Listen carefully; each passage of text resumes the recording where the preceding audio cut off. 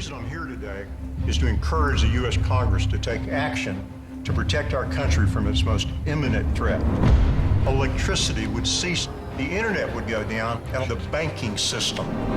The smokescreen of national security used by... Hello everybody. Chance Palin here.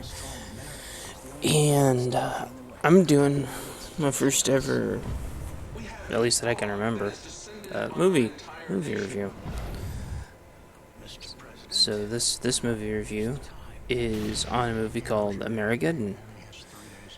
And it's a movie directed by Mike Norris. You might recognize that name. That's Chuck Norris's son. It's a kind of a Patriot style movie, but done kind of done in current times, sort of taking place last year, and then kind of fictionally moving forward as part of it could have happened last year, and then the rest of it could really happen henceforth any year, and you can exchange the EMP for really anything, but if you want to do. But in this case, it's an EMP that goes off, and so I'll try to keep this. I'll try to keep the review spoiler free. But basically, this is kind of the movie's kind of an intro. It's kind of like the first couple days, I guess, of what would happen during a breakdown. Maybe the first week or so, the first 3 days to a week, as they try to prepare for, as the military tries to prepare versus citizens trying to prepare.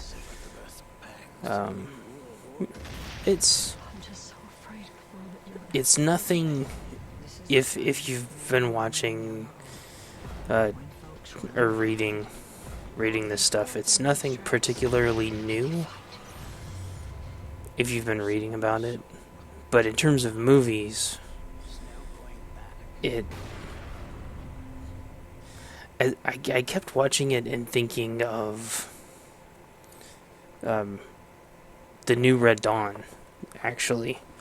As much as I freaking hated the new Red Dawn, I kept thinking about that. There's a lot of parallels to that in this, even though like the original Red Dawn was like 10 million times better than the new Red Dawn. But that's beside the case. So the story is great. There are two kind of acts, as it were, with two very nice kind of parallel transitions in the middle. It's kind of the beginning part, where the military's training, and then in parallel everybody's the citizens are going about their thing, and there's a couple different, the military story and a couple different civilian stories, then a couple different, and then the transitions, and then what the military does and what the civilians do. So it flows really, really well. It doesn't leave anything behind. It carries everything along really nicely, which I liked. Let's see, it's 92 minutes long for the director's cut, and I didn't feel like any time was wasted. I didn't feel like there was anything that didn't need to be there.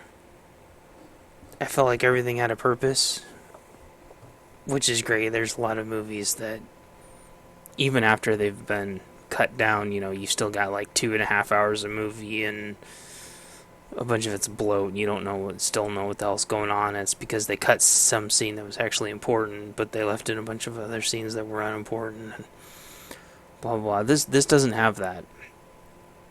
This shows all sides. It has it has the liberal political side. It has the conservative political side. It has the young conservative side and the young liberal side. And it has all of the different military mindsets in it. And it has 3 different generations. So they really did. They did really good, including as much as they could to actually make this feel like it was whole and complete. When you watch it, you actually feel like it's whole and complete. You don't feel like you don't feel like there's anything missing. And if you followed, and you're not lost if you didn't follow some of the more inflammatory events of 2015. You won't be left out because it gets you caught up on all that stuff, which is amazing. They were, I think very, very similarly to 299 Days. They were making this movie, and then things were happening as they were making the movie, and they were like, "Oh crap, things are happening that are in our movie, and what do we do about that?" So,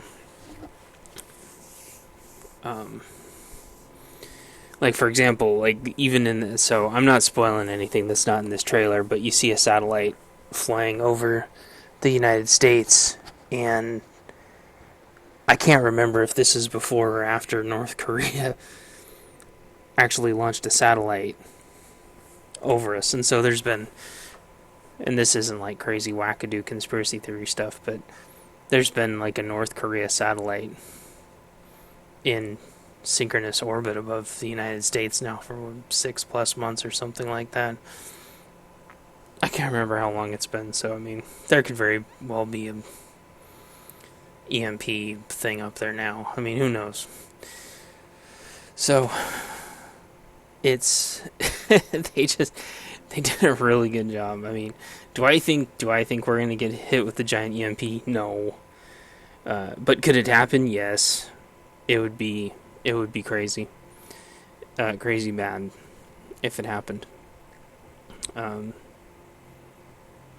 Losing the electricity is probably like in one of the top worst things that could possibly happen, just because people can't even stand being without their phone for 5 minutes, so this portrays that very well. So, let's see, I think I did a pretty good job without spoiling too much. I don't know what people really want in a movie. The acting overall, I have to give the acting like a 9.5 out of 10. There were probably 2 actors giving their lines where it's like I wanted to slap them because not sure what they were thinking, but they give their lines kind of really flat. But it was 2 lines in the whole thing. It didn't rip me out of it really. because one of them, they delivered the rest of their lines great, and then the other one was seriously had one line in the whole movie or something. So all the acting and everything, their lines were great. If you keep noticing the gal in there, that's the gal from Starship Troopers and Johnny Mnemonic, which she's a personal favorite of mine, because I've watched Johnny Mnemonic 10 million trillion times. So having her in this movie was just a treat, and she's in the movie a lot, and you can see her in some of the scenes. I always forget her darn name because I always want to call her Dizzy, because in Johnny Mnemonic they just call her Jane, but you actually see her in a bunch of these scenes. But she steals the movie, just like she steals every freaking movie that she's in. There's a lot of great gals in the movie. That was one of the things that I think really surprised me. And there's Dizzy right there. That's what I always call her. She steals the movie, and she looks different without her giant frizzle fry hair. But yeah. Anyway, she's awesome. I thought it was super cool that she was in this movie, and that she'd be in a movie like this. I think it just lends even more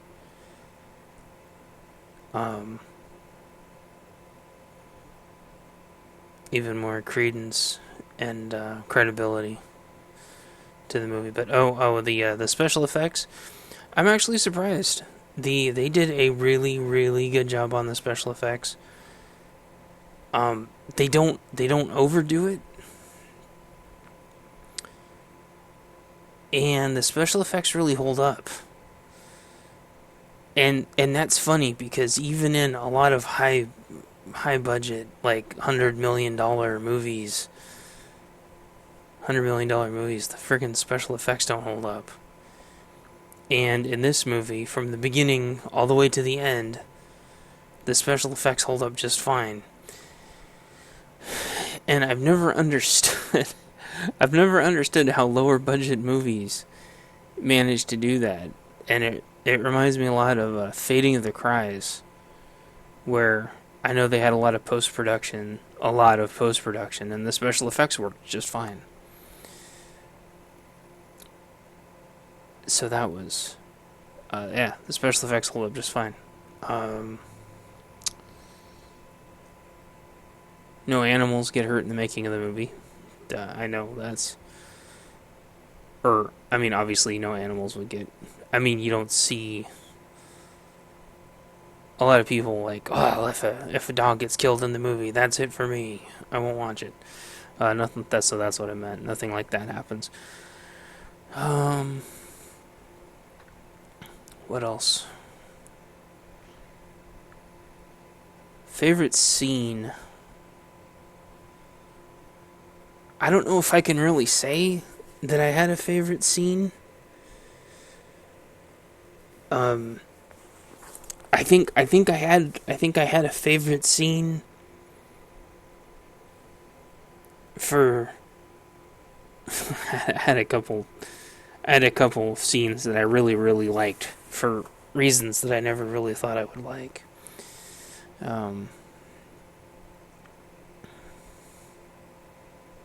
It was just there were so many really, really enjoyable scenes that just had me grinning from ear to ear, and a lot of really funny moments, but they were funny while the people were in character, and they were funny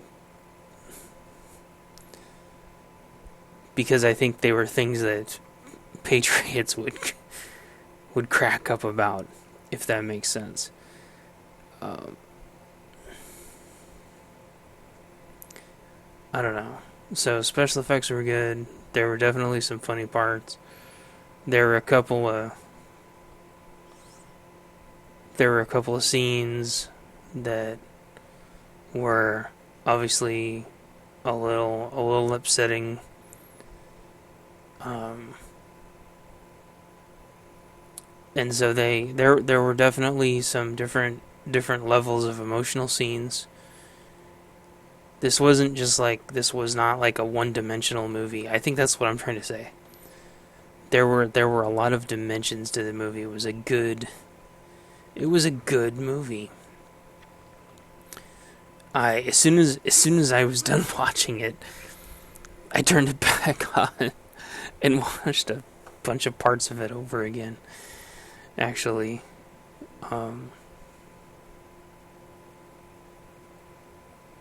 it takes itself seriously when it needs to, and then it doesn't take itself seriously when it doesn't need to.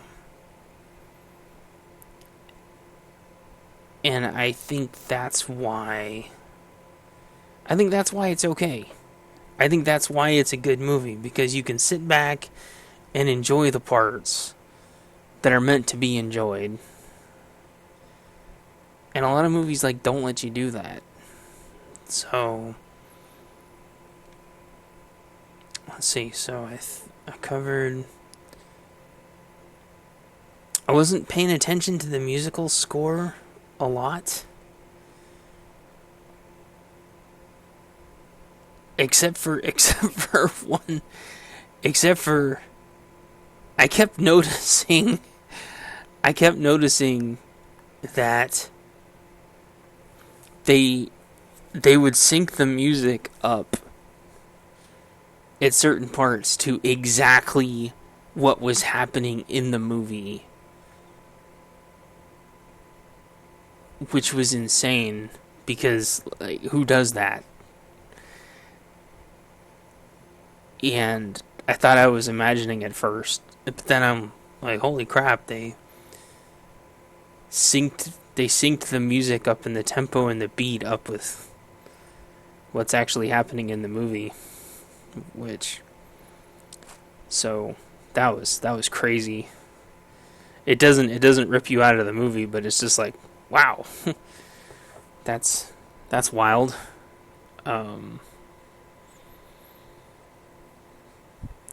So it was there when it wants to kick your butt, and then it kind of drifts away when it's just time for something else to shine. So that was really cool. What else is there? I don't know. I don't know what else there is. The message is spot on. Either basically the message is prepare while things are still either preventable, or while there actually is time and resources to prepare, which everybody already knows that, and if you don't know that, then you're got your head buried. Like I saw a guy posting on Facebook the other day. I think it was about this movie. He's like, I'm not going to spend my money on this movie because I'm saving my money in case Hillary wins. And there's SHTF. And I need to spend my money on preps and stuff. And I messaged him back and I said, dude, what makes you think that there's gonna be anything left and that your money is gonna be worth anything? It was just like one of the stupidest things I'd ever read.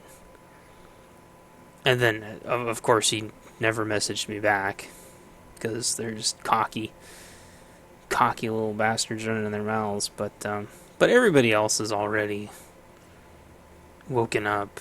I don't know of very many people who haven't heard the message loud and clear, but I'll put it's a great movie. I'll put a link to the website where you can buy it. And again, the name of the movie is Amerigeddon. And it's very, very good. And I will give one spoiler out. And this is what I posted on their Facebook page. I said you know that this movie's legit because the bad guys are wearing funny colored hats. And I'm actually looking at the box art, and sure enough, even on the box art, they're wearing funny colored hats / helmets. They're wearing these funny blue helmets. And in 299 Days, they bring up the same thing, although I think instead of blue helmets, I think they were wearing yellow helmets? I can't remember now. But, it just cracks me up. The fact that they put in there that they were wearing funny colored helmets. It's just like, okay, you guys, you got me. Anyway, so I give the movie about a 9 out of 10. I can't give it a perfect score because there's, like I said, a couple little itty bitty acting snafus, which don't detract for more than a second. But there's kind of like a weird little omission at the end. Little continuity thing. I don't understand. I messaged them about that. It is a minor thing. Most people probably won't even recognize it, but I look at that stuff. The rest of it, the action scenes were great. Special effects were great. All the tension, all the drama, it's all there. So so what did I say? Like give this like a letter score. I'd give it like an A. Give it like a 9.5 out of 10. Really, really, really good movie. So Amerigeddon as Chance Paladin. Leave me a comment down in the description, or down below the description, if you have any questions about the movie. And by the way, before I forget, I bought this copy. This isn't a paid-for review. Forgot to mention that. I think it's important to always mention that every single time. I believe in full transparency. I bought this copy full price. I've been waiting for this movie for a long time. So, anyway, thanks again. And let me know what you think. And I will talk to you guys later. Bye.